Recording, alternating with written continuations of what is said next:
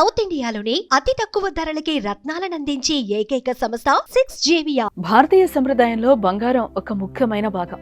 ఎలాంటి శుభకార్యాలకైనా తమ స్తోమతను బట్టి బంగారం కొనుగోలు చేస్తూ ఉంటారు. కొన్ని ప్రత్యేకమైన పండుగలకు బంగారం కొంటారు. అయితే బంగారం కేవలం ఆడవాళ్ల ఆభరణాలు మాత్రమే కాదు, మంచి ఇన్వెస్ట్మెంట్ అని అంటారు ఆర్థిక నిపుణులు. ఇంట్లో కాస్త కూస్తో బంగారం ఉంటే గుండె ధైర్యం ఉంటుంది. ఎందుకంటే బంగారం ఎలాంటి ఆపద సమయంలోనైనా ఉపయోగపడుతుంది. కష్టకాలంలో గోల్డ్ లోన్లు తీసుకుని తమ అవసరాలు తీర్చుకుంటారు. గోల్డ్ లోన్లపై కేంద్రం సంచలన నిర్ణయం తీసుకోవడంపై చర్చలు జరుగుతున్నాయి. ఇందుకే కేంద్రం ఏ నిర్ణయం తీసుకుంది, గోల్డ్ లోన్స్ పై కొత్త మార్గదర్శకాలు ఏంటి అన్న విషయాలు ఈ స్టోరీలో తెలుసుకుందాం.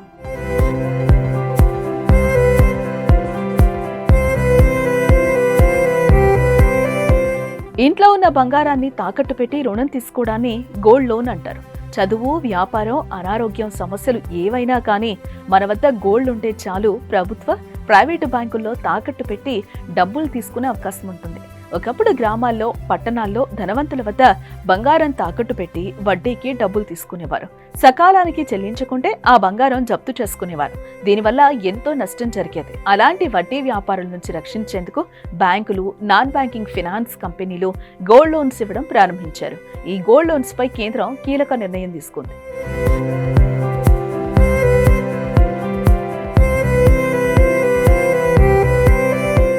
Reserve bank of India non banking finance కంపెనీలకు సంబంధించి గోల్డ్ లోన్ విషయంలో ఒకే నియమావళిని తీసుకురావాలని కోరుకుంటుంది కేంద్రం.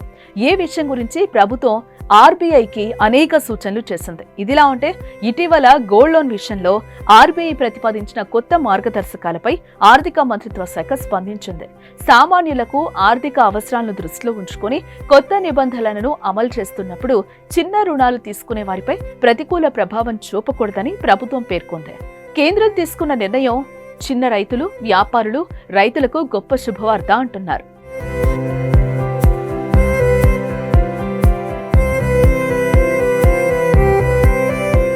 ఏప్రిల్ 9న ఆర్బీఐ గోల్డ్ లోన్స్ ముసాయిదాపై మార్గాలు రిలీజ్ చేసింది.